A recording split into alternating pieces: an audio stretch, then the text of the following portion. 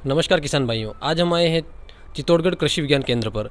यहाँ पर हम डॉक्टर सोलंकी से बात करेंगे कि जो वर्मी कंपोस्ट है उसमें किसानों को कितनी लागत आती है, कैसे काम करना पड़ता है और कितने बेनिफिट है। तो सर, एक बार आप अपना पूरा परिचय किसान भाइयों को बताइए। जी हाँ, किसान साथियों राम राम। वैसे मेरा नाम है डॉक्टर रतनलाल सोलंकी। मैं कृषि विज्ञान केंद्र चित्तौड़गढ़ पर वरिष्ठ वैज्ञानिक एवं अध्यक्ष के पद पर कार्यरत हूँ। जैसा कि आप देख रहे हो कि आज हम जो आपको इंटरव्यू दे रहे हैं, केचुए की खाद वर्मी कंपोस्ट यानी जैविक खाद कैसे किसानों के लिए वरदान हो सकती है। जैसे कि किसानों के लिए जैसे अफीम को काला सोना कहते हैं, वैसे किसानों को खेती के अंदर ये वर्मी कंपोस्ट एक तरह से उत्पादन के लिए काला सोना है। तो आज आपको जानकारी हम दे रहे हैं। तो सर, सबसे पहले किसान भाइयों को इस जो वर्मी कंपोस्ट है इसके क्या फ़ायदे हैं वो पहले बताइए आप। जी हाँ, किसान भाइयों, वर्मी कंपोस्ट जो केचुए की खाद है एक तरह से जैविक खाद है। इसमें किसी प्रकार का कोई रासायनिक नहीं मिला हुआ होता है और प्राकृतिक एक तरह से किसान अपने खुद के लेवल पर तैयार हो सकता है। इसके फ़ायदे की अपन बात करते हैं तो अपनी खेत की जो माटी है, ज़मीन है, मिट्टी का जो स्वास्थ्य है उसके लिए एक तरह से वरदान है। एक तरह से ज़मीन की बात करते हैं, ज़मीन में जो पौधे के जो आवश्यक पोषक तत्व वो ग्रहण करता है। अगर किसान वर्मी कंपोस्ट खाद से अगर उसकी पूर्ति करता है तो फसल उत्पादन के लिए एक तरह से वरदान साबित होती है। अब इसमें फ़ायदे की अपन बात करते हैं। अगर किसान अपनी खेत की माटी में, मिट्टी के अंदर ये केचुए की खाद वर्मी कंपोस्ट का उपयोग करता है तो उससे किसान को बहुत सारे फ़ायदे होते हैं। सबसे पहला फ़ायदा तो ये होता है, जो वर्मी कंपोस्ट खाद होती है केचुए की खाद, इसमें जो न्यूट्रिएंट वैल्यू है, पोषक तत्व की मात्रा की बात करते हैं तो पौधे के जो आवश्यक पोषक तत्व होते हैं 16, उसमें से 10-12 तरह के जो पोषक तत्व होते हैं इस खाद के अंदर मौजूद रहते हैं। जो भी फसल उत्पादन लेता है उसमें ये तत्व की पूर्ति हो जाती है। दूसरा फ़ायदा यह होता है, ये ज़मीन के स्वास्थ्य है, यानी ज़मीन की जो सॉइल हेल्थ है उसमें सुधार करता है। ज़मीन का जो पीएच मान है उसको कम करता है। ज़मीन के अंदर जो ईसी होती है, लवणीयता का असर, उसको कम करता है। साथ ही ज़मीन के अंदर जो पानी सोखने की क्षमता है, जिसको कहते हैं वाटर होल्डिंग कैपेसिटी, यानी ज़मीन में बहुत समय तक पानी का जो रिटेंशन है, पानी समा रहता है।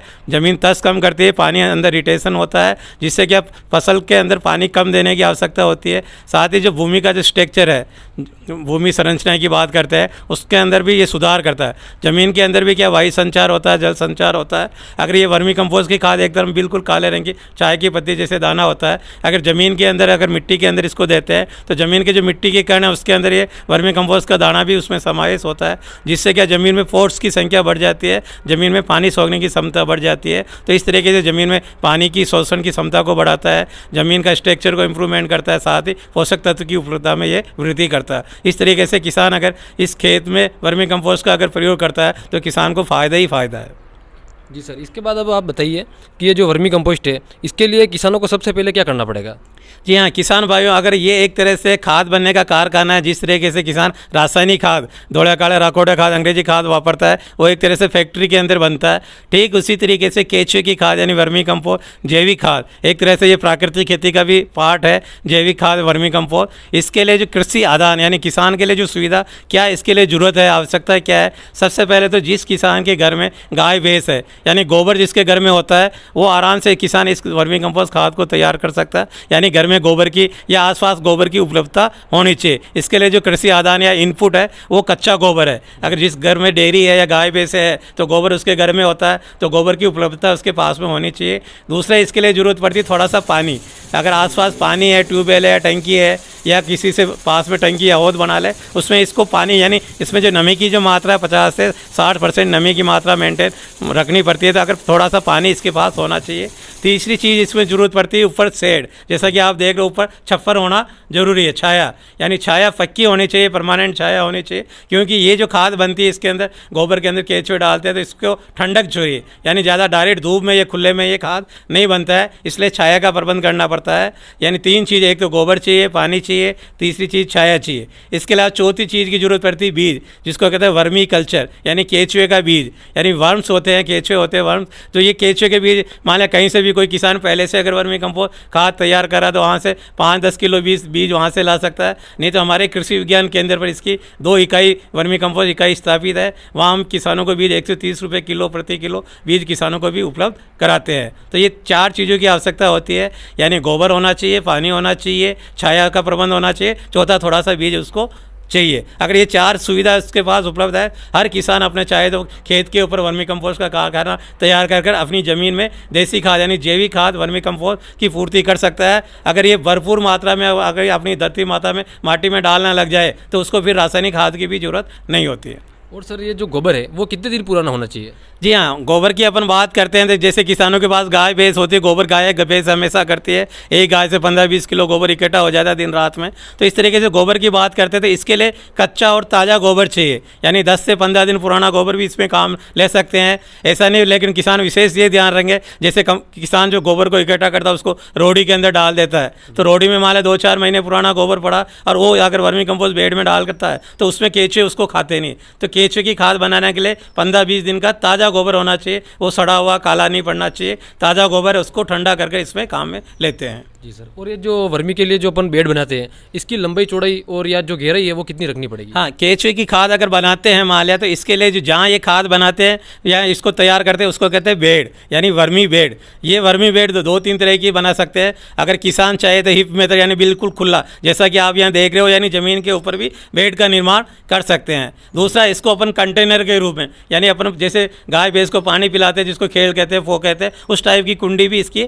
बन सकती है। या फिर एक रेडीमेड प्लास्टिक की बेड भी आती है, फाइबर की बेड, उस बेड भी अलग अलग तरह की बेडें बाजार के अंदर भी उपलब्ध है, किसान खुद भी बना सकता है। या लो कॉस्ट, अभी ये जो देख रहे हो आप हमारे यहाँ जो वर्मी कंपोस्ट यूनिट का नमूना जो आप देख रहे हो, ये लो कॉस्ट टेक्नोलॉजी, यानी सबसे कम लागत में ये खाद तैयार करने की एक विधि है। तो इसके लिए जो बेड की जो लंबाई चौड़ाई की बात करते हैं तो कम से कम 10 से 15 फीट लंबाई रखते हैं और 3 फीट चौड़ा, और ज़मीन से 1.5 फीट ऊंचा रखते हैं, यानी अपने घुटने तक की ऊंचाई रखते हैं।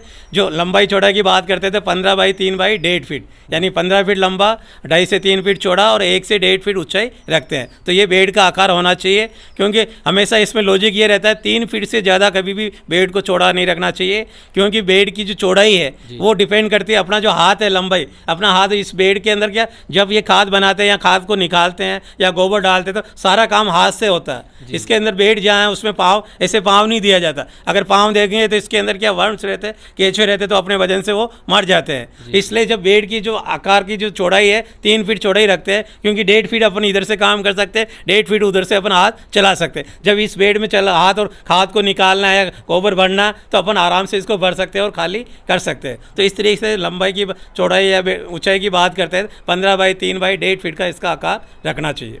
और सर ये जो खाद है वो कितने दिन में तैयार हो जाती है?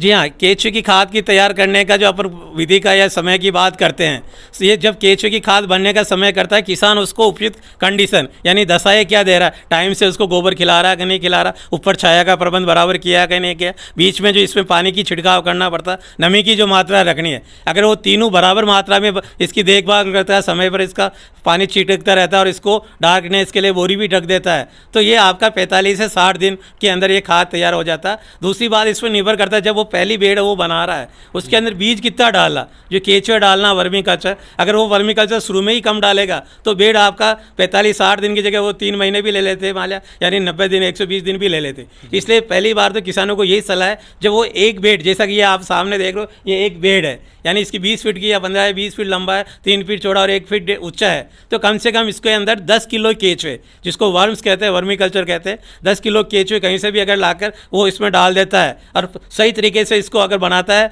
तो ये आपका कम से कम 60 दिन के अंदर ये खाद बिल्कुल चाय की पत्ती जैसे काले रंग का दाना खाद बनकर तैयार हो जाएगा। सर ये तो हो गई इस वर्मी कंपोस्ट यूनिट की पूरी जानकारी। अब इसके अलावा हम ये जानना चाहेंगे कि इस पर जो सरकारी अनुदान है वो किसान किसे ले सकता है? जी हाँ, किसान भाइयों को अनुदान की बात करते हैं तो इसके लिए बहुत सारी जो सरकारी योजनाएं है उसका फ़ायदा ले सकता है, यानी राज्य सरकार कृषि विभाग की भी योजना है, कभी कभी केंद्र सरकार की है, या राष्ट्रीय बागवानी मिशन के तहत है, या नाबार्ड की तरह भी इस खाद को बनाने का, एक तरह से जब इस खाद को बनाते हैं तो एक तरह से ये उद्यमी हो जाता है, कारखाना हो जाता है, यानी खाद की फैक्ट्री, यानी देसी खाद बनने की फैक्ट्री वर्मी कंपोस्ट हो जाती है। तो इसके लिए अनुदान की अगर बात करते हैं तो अनुदान के अंदर भी मान लिया बहुत सारी जो योजनाएँ हैं उसकी बात करते हैं। जैसे एक तो मान लिया राष्ट्रीय कृषि जैविक संस्थान है मान लिया गाजियाबाद में, वहाँ से भी इसके ऊपर अनुदान मिलता है। नहीं तो अपने ज़िले के अंदर उद्यान विभाग है, तो यहाँ उप निदेशक उद्यान विभाग कार्यालय संचालित हर जिले के अंदर कार्यरत है, वहाँ एक इस छोटी सी यूनिट अगर लगाता है किसान 30 फीट लंबा 20 फीट चौड़ा और उसके अंदर 6 बेड़े अगर वो पक्की बनाता है तो यानी 1 लाख रुपये की लागत आती है, उसमें 50,000 रुपये का अनुदान उद्यान विभाग के थ्रू किसान प्राप्त कर सकता है। और हर जिले के अंदर इसके अंदर लक्ष्य आते हैं और किसानों को टारगेट या अनुदान दिया जाता है। इसके साथ ही कभी कभी कुछ मान लिया वर्मी डमी बेड आता है, मान लिया प्लास्टिक की रेडीमेड बेड आती है। बहुत सारे किसान जैसे मान लिया पक्की कुंडी नहीं बना सकता है, ज़मीन पे नहीं कर सकता है, या किसान सोचता है भाई ये केंचुए ज़मीन में चले जाएंगे या दूसरा जानवर नेवला उवला नुकसान कर देगा, उसके लिए रेडीमेड बेड भी आती है। मान लिया 10 फीट लंबा या 12 फीट चौड़ा या 4 फीट चौड़ा या 1.5 फीट ऊंचे की बेड, रेडीमेड बेड। उस बेड के ऊपर भी जैसे उसकी लागत मान लिया 3,000 है, मान लिया या 4,000 रुपये है, तो 50% अनुदान के रूप पर भी किसानों को ये उपलब्ध कराई जाती है। साथ ही बहुत सारे किसान अगर उसको बड़े स्तर पर करता है तो अपने ज़िले में खादी ग्राम उद्योग भी कार्यरत रहता है। जिला उद्योग केंद्र के अंदर खादी ग्राम विस्तार अलग से शाखा है। कोई किसान अगर बैंक से लोन लेता है, मान लिया जैसे केंद्रीय बैंक, भूमि विकास बैंक या अन्य बैंक से लोन लेता है, और जैसे 3 लाख का उसने लोन लिया, इसका प्रोजेक्ट बनता 3 लाख खाद बनने के कारखाने के 3 लाख की लागत का हम एक प्रपोजल बनाकर उसको प्रोजेक्ट देते हैं। अगर उसके अंदर जो बैंक जो इसको सब्सिडी देता है 25 से 33%, उस जो लागत कॉस्ट है प्रोजेक्ट उसके ऊपर 25 से 33% वो उसके ऊपर अनुदान देता है खादी ग्राम उद्योग। जी, तो सर आप किसान भाइयों को और क्या कहना चाहेंगे?